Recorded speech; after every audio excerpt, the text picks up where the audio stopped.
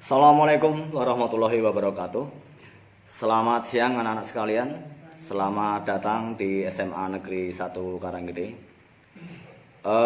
Pada kesempatan ini izinkan Bapak mengucapkan selamat pada kalian yang sudah diterima di SMA Negeri 1 Karanggede tahun pelajaran 2020-2021. Anak-anakku, pada kesempatan masa orientasi ini Bapak akan menyampaikan materi tentang bela negara dan upaya menangkal radikalisme. Nah, apa dan bagaimana bela negara? Apakah bela negara itu selalu harus angkat senjata? Apakah harus berperang? Nah, nanti akan kita ulas lebih jauh pada materi ini. Ada dua materi yang akan Bapak sampaikan. Yang pertama adalah tentang bela negara tadi, dan yang nanti pada bagian kedua adalah tentang upaya menangkal radikalisme. Kita mulai pada bagian yang pertama, yaitu tentang bela negara. Apa sih sebenarnya bela negara? Jadi pengertian bela negara adalah sikap dan perilaku warga negara yang dijiwai oleh kecintaannya kepada Negara Kesatuan Republik Indonesia yang berdasarkan Pancasila dan Undang-Undang Dasar 1945 dalam menjalin kelangsungan hidup bangsa dan negara yang seutuhnya. Ini adalah pengertiannya. Nah, singkatnya, hakikatnya bela negara itu apa? Bela negara hakikatnya adalah kesediaan kita untuk berbakti pada negara dan kesediaan untuk berkorban membela negara. Nah, dalam hal ini tolong digarisbawahi, berkorban membela negara tidak harus dengan angkat senjata, tidak harus dengan berperang. Nanti akan kita ulas selanjutnya di belakang. Apa dasar hukumnya? Dasar hukum dari bela negara adalah Undang-Undang Dasar tahun 1945 pada pasal 27 ayat 3 yang menyatakan bahwa semua warga negara berhak dan wajib ikut serta dalam upaya pembelaan negara. Artinya kita semua, tidak hanya bapak-bapak tentara, tidak hanya bapak-bapak Polri, tetapi kita semua berhak. Kalau dikatakan hak itu adalah apa yang harus kita peroleh, dan wajib. Ya, artinya kita harus ikut serta pada upaya untuk bela negara. Kemudian yang kedua adalah pasal 30 ayat 1 Undang-Undang Dasar 45 bahwa menyatakan tiap-tiap warga negara berhak dan wajib ikut serta dalam usaha pertahanan dan keamanan negara. Ini mungkin lebih menitikberatkan ketika negara terancam atau ada ancaman dari luar yang terkait dengan integritas Negara Kesatuan Republik Indonesia, kita semua wajib, bukan hanya wajib, tapi berhak. Jadi kita tidak boleh pilih-pilih kasih. Artinya negara memberikan haknya, siapa saja boleh ikut serta dalam upaya mempertahankan keamanan negara. Selanjutnya, apa sih unsur-unsur yang ada di dalam bela negara? Ada 5 unsur dalam bela negara. Yang pertama adalah Undang-Undang Dasar 1945, ini sebagai dasarnya, sebagai landasan konstitusionalnya. Kemudian yang kedua adalah sikap cinta tanah air, kesadaran berbangsa dan bernegara. Yang ketiga adalah keyakinan kita akan Pancasila sebagai ideologi negara.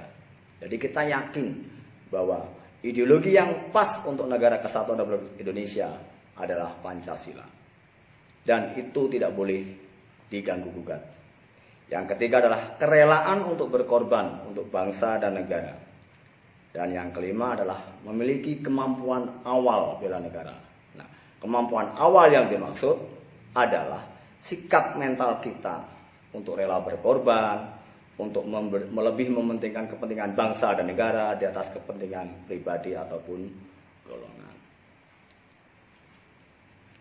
Apa fungsi bela negara? Fungsi bela negara antara lain adalah pertama, untuk mempertahankan negara dari berbagai macam ancaman, baik dari dalam maupun dari luar negeri. Yang kedua adalah menjaga keutuhan wilayah negara. Kita tahu bahwa wilayah negara kita ini membentang dari Sabang sampai Merauke. Terdiri atas 13.000 pulau lebih. Sangat-sangat rentan untuk terjadi perpecahan. Apalagi dengan latar belakang budaya, agama, dan sebagainya. Yang ketiga adalah kewajiban setiap warga negara. Jadi bela negara adalah kewajiban. Dan yang terakhir, ini merupakan panggilan sejarah. Jadi kalau kita mau ninjau perjalanan sejarah kita, bahwa negara ini berdiri tegak itu karena kerjasama atau karena pengorbanan seluruh komponen bangsa ini dari Sabang sampai Merauke. Nah, untuk apa kalian belajar, kalian memahami bela negara? Agar kalian mengerti bahwa tujuan bela negara adalah untuk mempertahankan kelangsungan hidup bangsa dan negara. Yang kedua adalah untuk melestarikan budaya. Dan yang ketiga, menjalankan nilai-nilai Pancasila dan Undang-Undang Dasar 1945. Yang keempat, berbuat yang terbaik bagi bangsa dan negara. Ini kalian yang sebagai seorang pelajar harus selalu berupaya. Apapun yang kalian lakukan, apapun yang akan kalian kerjakan dalam rangka meraih cita-cita kalian, niatilah bahwa kalian akan melakukan yang terbaik, bukan untuk diri kamu sendiri, bukan untuk orang tua saja, tapi berpikirlah lebih luas lagi bahwa ini semua untuk kepentingan bangsa dan negara. Dan yang terakhir adalah untuk menjaga identitas dan integritas bangsa atau negara. Nah, kita lanjutkan pembahasan kita. Sekarang bagaimana atau apa manfaat bela negara bagi kita semua? Dan perlu kalian ketahui bahwa pembelajaran bela negara ini merupakan salah satu bagian dari penguatan pendidikan karakter yang akan dikembangkan di SMA Negeri 1 Karanggede.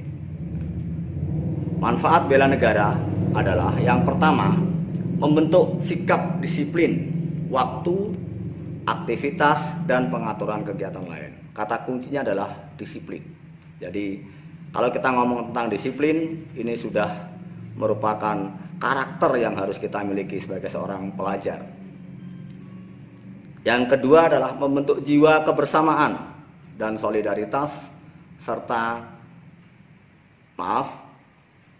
membentuk jiwa kebersamaan dan solidaritas antar sesama rekan seperjuangan. Dalam hal ini kalian harus mulai merasa bahwa diri kalian sekarang adalah keluarga besar SMA Negeri 1 Karanggede dengan berbagai latar belakang.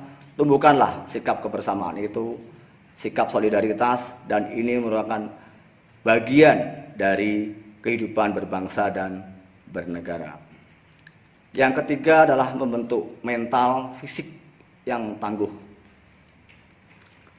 Kemudian yang keempat, menanamkan rasa kecintaan pada bangsa dan patriotisme sesuai dengan kemampuan diri. Kata kunci adalah sesuai dengan kemampuan diri.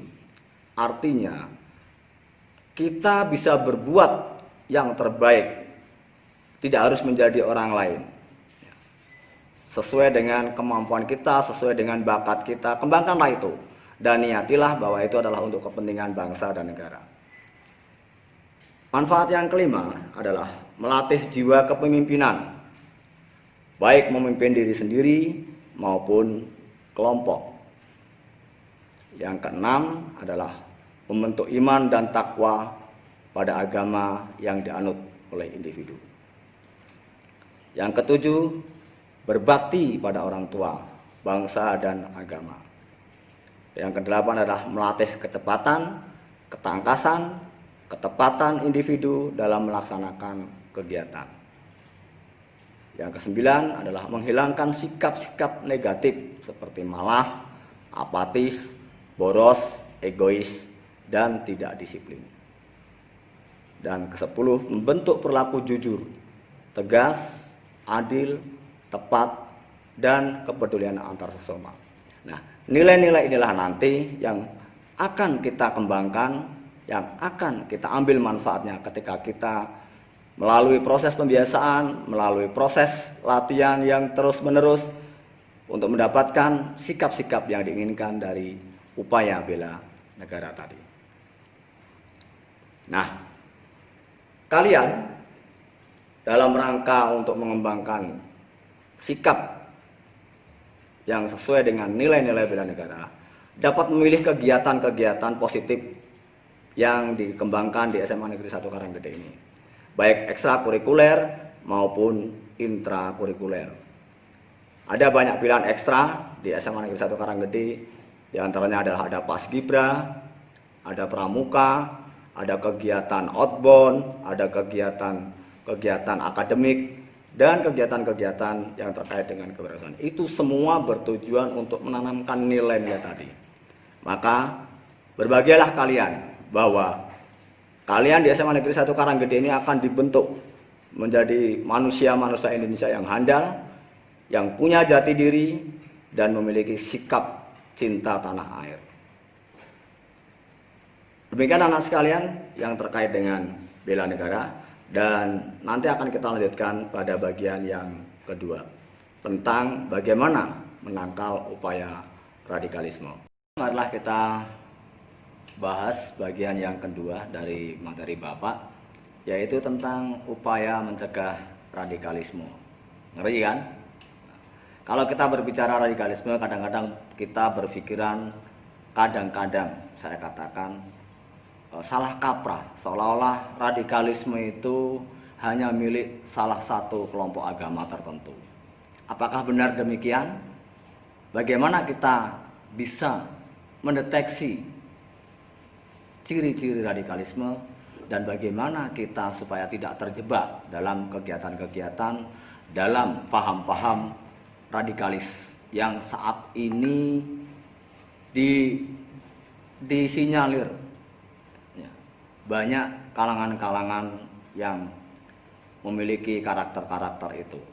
Nah, untuk itu sebelum kita memvonis seseorang apakah dia radikalis ataukah dia teroris, kita harus paham dulu apa sebenarnya radikalisme itu. Nah, sekalian, bahwa secara umum pengertian radikalisme oleh para ahli didefinisikan sebagai ide atau gagasan atau ideologi dan paham yang ingin melakukan perubahan pada suatu sistem sosial serta politik dengan menggunakan kekerasan dan cara-cara ekstrim. Artinya mereka memaksakan kehendak agar paham mereka, ideologi mereka ini dapat dianut atau dapat dilaksanakan dalam sistem sosial maupun politik dengan menghalalkan segala cara. Yang kedua, sikap dan tindakan seorang atau kelompok tertentu yang menggunakan cara-cara kekerasan dalam mengusung perubahan yang diinginkan. Artinya mereka dalam melakukan itu cenderung banyak menggunakan cara-cara kekerasan. Kemudian inilah yang menjadi inti dari tindakan radikalisme. Kelompok radikal pada umumnya menginginkan perubahan dalam waktu yang singkat dan drastis. Yang berbahaya adalah bertentangan dengan sistem sosial yang berlaku. Kadang-kadang ini sangat mencolok, sangat kontraproduktif, bahkan sangat-sangat bertentangan dengan apa yang tengah berlaku dalam suatu lingkungan sosial, dalam suatu negara. Radikalisme juga kerap dikaitkan dengan terorisme,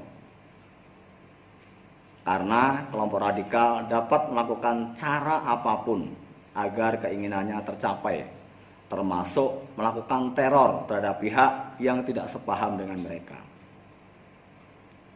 Nah, ini adalah pengertian dasar dari radikalisme. Walaupun banyak yang mengaitkan radikalisme dengan satu agama tertentu, perlu diketahui bahwa radikalisme itu bukan milik agama tertentu, tetapi bisa dari permasalahan politik, bukan ajaran agama. Jadi radikalisme itu bukan ajaran agama, perlu kalian garis bawahi ini. Jadi itu dilandasi oleh maksud-maksud yang bersifat politis.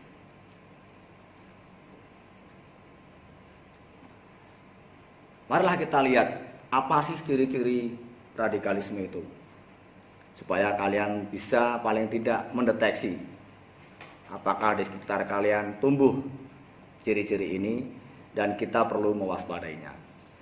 Ciri yang pertama dari radikalisme adalah tanggapan pada kondisi yang sedang terjadi.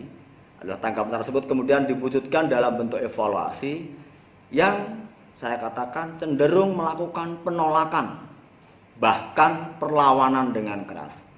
Kalau bahasa Jawanya itu waton suloyo. Tetapi waton suloyo itu diikuti dengan tindakan-tindakan kekerasan, tidak melalui permusyawarahan. Yang kedua adalah ciri radikalisme ini adalah melakukan upaya penolakan secara terus-menerus dan menuntut terjadinya perubahan drastis yang diinginkan. Ini kalau saya katakan bahasa pokrulnya itu adalah pokoknya. Kalau sudah orang pokoknya itu sudah berat ini. Ya. Artinya orang sudah tidak mau lagi menerima saran, menerima masukan, bahkan menerima perbedaan untuk dimusyawarahkan. Jadi mereka cenderung mencari perbedaan, bukan mencari persamaan.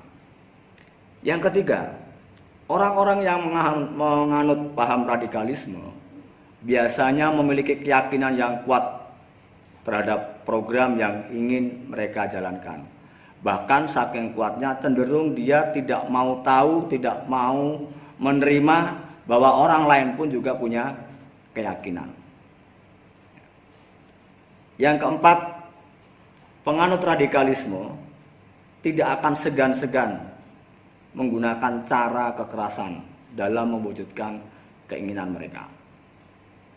Dan yang keempat, ini yang paling berbahaya, bahwa penganut radikalisme memiliki anggapan bahwa semua pihak yang berbeda dengan mereka adalah bersalah. Pokoknya saya yang paling benar, kamu salah.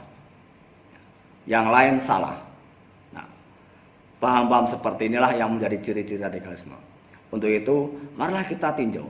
Jangan-jangan kita secara tidak sengaja juga memiliki karakter ini.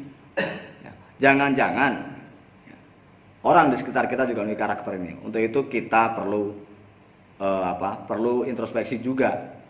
Kita menuding orang lain radikal, sementara kita juga memiliki karakter-karakter seperti ini. Jadi tolong dipahami bahwa radikalisme bukan ajaran agama, tapi dia bertolak dari kepentingan politik. Tentu ada latar belakang mengapa radikalisme itu muncul. Nah, ini yang harus kita pikirkan. Yang pertama, bisa disebabkan oleh faktor ekonomi yang membuat paham radikalisme muncul di berbagai negara.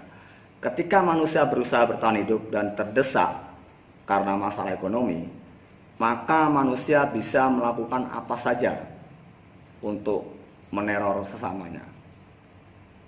Ya, kita ambil contoh saja, ketika orang lapar dia sudah nggak punya rasa takut, betul kan? Nah, maka benar Rasulullah pernah bersabda bahwa kefakiran itu mendekatkan seseorang kepada kekafiran. Yang kedua adalah faktor sosial. Masih erat dengan hubungan ekonomi. Sebagian masyarakat kelas ekonomi lemah biasanya akan berpikiran sempit. Mohon maaf, saya tidak menjudge bahwa orang miskin itu pikiran sempit. Tetapi kecenderungan orang-orang yang memiliki kelas ekonomi lemah ini akan cenderung hanya berputar urusan perut.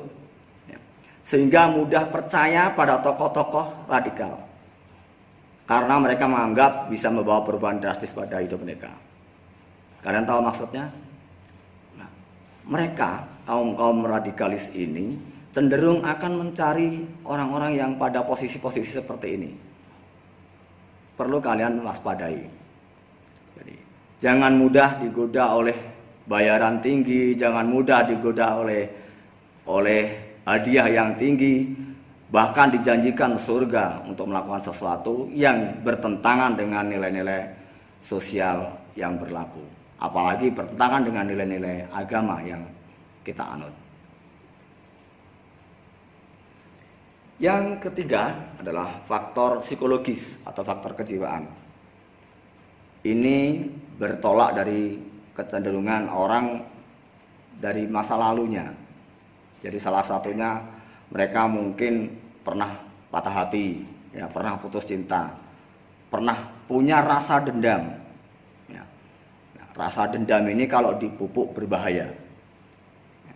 Dan ini yang akan menjadikan potensi yang membuat seseorang menjadi bersikap radikalis. Dan yang terakhir adalah faktor politik. Adanya pemikiran sebagian masyarakat bahwa seorang pemimpin negara hanya berpihak pada pihak tertentu. Bahasa kasarnya mereka itu berprasangka buruk, seolah-olah pemerintahan itu atau pemerintah atau penyelenggara negara hanya melindungi, hanya memberikan keuntungan pada kelompok tertentu. Ini yang mengakibatkan munculnya kelompok-kelompok masyarakat yang terlihat ingin menegakkan keadilan. Nah, hati-hati anak sekalian dengan orang yang berkedok untuk menegakkan keadilan, untuk menjadi orang yang akan menolong kalian, mengentaskan kalian dari kemiskinan, tetapi ujung-ujungnya akan memanfaatkan kalian untuk dibawa kepada gerakan-gerakan yang radikal seperti ini. Untuk itu selalu waspada. Berikutnya, siapa dan bagaimana perilaku kaum radikalis ini? Perlu kalian ketahui, tadi di depan sudah Bapak katakan bahwa kaum radikalis bukanlah milik agama tertentu. Bisa jadi berbagai kelompok, kelompok sosial, kelompok agama maupun kelompok politik. Jadi hati-hati, jangan menjudge agama tertentu, karena ini bisa dari latar belakang yang kelompok-kelompok yang berbeda, tidak hanya dari kelompok agama. Bahkan komunitas-komunitas tertentu yang tidak mengatasnamakan agama pun bisa bersikap radikalis. Kita nanti bisa literasi, kalian bisa literasi. Coba belajar juga dari negara-negara tetangga, di mana kelompok-kelompok kecil ini yang tidak mengatasnamakan agama, tapi mengatasnamakan keadilan, mengatasnamakan persamaan hak, tapi gerakan mereka cenderung radikal. Bagaimana perilaku mereka? Perilaku mereka yang pertama yang bisa kita lihat adalah berdalih menegakkan keadilan, tetapi ujung-ujungnya justru mereka memperparah keadaan. Kalau saya katakan sok bener gitu ya, sok adil, sok paling suci, ya, tapi malah ujung-ujungnya malah menimbulkan masalah baru dari masalah yang sudah ada. Yang berikutnya adalah tidak bisa melihat kenyataan yang sebenarnya, karena beranggapan bahwa semua yang berseberangan pendapat dengan mereka adalah salah. Nah, ini kalau bahasa ekstrimnya ini fanatisme kelompok, fanatisme golongan yang hanya mengakui kebenaran golongannya sendiri, kelompoknya sendiri, tanpa memahami bahwa di sekitarnya juga ada kelompok lain. Sikap toleransi inilah yang perlu kita kembangkan agar kita tidak terjebak dalam sifat-sifat radikalis. Yang ketiga, ini yang paling berbahaya, bahwa semua pihak yang berbeda pandangan dengannya ini dianggap sebagai musuh yang harus disingkirkan. Nah, ini ujung-ujungnya akan menimbulkan kekerasan. Dan yang terakhir, ini yang kelihatan mereka sering langgar. Mereka tidak peduli dengan apa itu hak asasi manusia. Lebih jauh tentang hak asasi manusia nanti akan pelajari di pelajaran PPKN di kelas. Nah, sekarang setelah kita tahu radikalisme itu kayak apa, karakternya kayak apa, perilakunya kayak apa. Nah, bagaimana kita agar tidak terjebak dalam perilaku radikalisme? Yang pertama, kita harus sadar dan yakin bahwa Negara Kesatuan Republik Indonesia ini berdiri di atas semua agama dan golongan. Jadi tidak hanya untuk golongan tertentu. Nanti silakan kalian baca bagaimana pendiri-pendiri negeri ini, pendiri-pendiri bangsa ini mendirikan negara ini berdasarkan Undang-Undang Dasar 1945 dan Pancasila. Berikutnya adalah yakin bahwa Pancasila adalah landasan ideologi Negara Kesatuan Republik Indonesia yang mampu menyatukan Negara Kesatuan Republik Indonesia dengan kebinekaannya, yang akan mengayomi semua golongan. Kita harus paham apa itu Bhinneka Tunggal Ika. Walaupun kita berbeda-beda, tapi kita tetap satu tujuan. Kita adalah satu keluarga besar, yaitu bangsa Indonesia. Yang ketiga adalah percaya kepada pemerintah yang sah dan konstitusional. Kita nggak boleh berprasangka buruk, seolah-olah pemerintah berbuat tidak adil, seolah-olah pemerintah dolim dan sebagainya. Kita serahkan kepada penyelenggara negara. Kita harus yakin bahwa mereka pasti akan melakukan yang terbaik untuk bangsa dan negara ini. Mereka adalah orang-orang yang amanah. Kita tidak boleh berprasangka buruk kepada penyelenggara pemerintah. Nah, yang keempat, nih, kamu jangan suka menyendiri, perluaslah pergaulan, serta cobalah banyak literasi tentang wawasan kebangsaan. Bahwa kita itu di Indonesia terdiri atas sekian ratus suku bangsa, sekian macam agama, ribuan pulau. Tapi bagaimana kita tetap bisa berjalan bersama dalam keluarga besar bangsa Indonesia. Dan yang terakhir, hati-hati memilih komunitas, hati-hati memilih teman pergaulan. Lakukanlah kegiatan-kegiatan positif yang kreatif dan inovatif. Bergabunglah dengan komunitas-komunitas yang seperti ini. Jangan komunitas-komunitas yang cenderung untuk melakukan kegiatan-kegiatan yang mengarah pada tindakan-tindakan kekerasan, apalagi sampai pada tindakan-tindakan terorisme. Sebelum Bapak tutup pembahasan Bapak ini, ada dua kata mutiara yang akan Bapak sampaikan. Yang pertama adalah dari Bung Karno sebagai proklamator kita, yang kalau Bapak bahasa Indonesia kan bahwa negara ini, negara Indonesia tidaklah milik kelompok tertentu, agama tertentu, atau suku tertentu, atau grup, atau golongan tertentu, atau tradisi tertentu. Tetapi dia adalah milik bangsa Indonesia dari Sabang sampai Merauke. Yang kedua, ini adalah dari Dr. Kiai Haji Abdurrahman Wahid atau biasa disebut Gus Dur. Ada kata mutiara yang perlu kita renungkan. Tidaklah penting apa agama atau sukumu. Kalau kamu bisa melaksanakan sesuatu yang baik untuk semua orang, maka orang tidak akan pernah tanya apa agamamu. Jadi agama itu sifatnya privasi, privat. Ketika kita melakukan sesuatu, orang nggak akan tanya kamu agamanya apa sih. Mereka akan melihat dari perilakumu, adat istiadatmu, dari adabmu, bagaimana kamu sopan santun dan sebagainya, dan tidak akan pernah menanyakan apa agamamu. Demikian anak sekalian, pembahasan Bapak tentang bela negara dan upaya menangkal radikalisme. Semoga bermanfaat dan Bapak mohon kalian untuk selalu waspada, selalu berhati-hati dalam bergaul, dan jangan lupa jaga kesehatan, ikuti protokol kesehatan agar kita terhindar dari penyebaran COVID-19. Terima kasih. Assalamualaikum warahmatullahi wabarakatuh.